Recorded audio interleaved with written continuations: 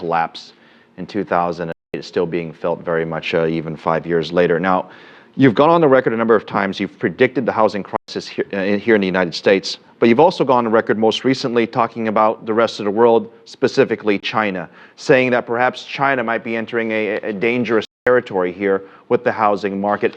Maybe you could help us draw the correlation between what you saw in the US and how much of that is very similar to what you see in China.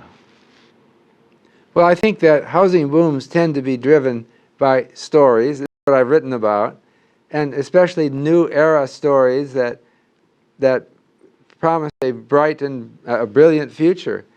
Now, China is already a new era story. It's doing extremely well. It has been. There's some signs of weakness lately. But I think that creates a potential volatility in the market. And when you expect to be in a new era, you don't know what the valuations might be, and you can be extravagant in your valuation of individual properties.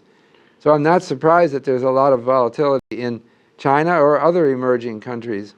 One of the things that a lot of people say when they go out and buy property, specifically in China again, is that, first of all, it's very important to own these hard assets, real estate assets. And there's this general belief that the property prices won't fall.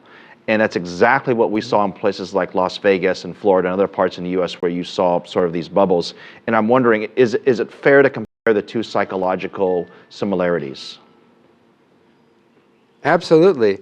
I see this in many countries. I was in Brazil recently. Their home prices in Rio and Sao Paulo have doubled in the last 5 years, approximately. I was in Colombia. I went to Cartagena. It's a city that showed a huge price appreciation. It's the same story. You talk to people in these countries, and they say, well, the economy is doing very well. We're getting a middle class. Our mortgage institutions are developing. Why not? But they lose perspective, and it goes too far. Yeah, it's plausible that home prices would be higher, but that people just lack a perspective, and they bid them up too far, and then they really might fall.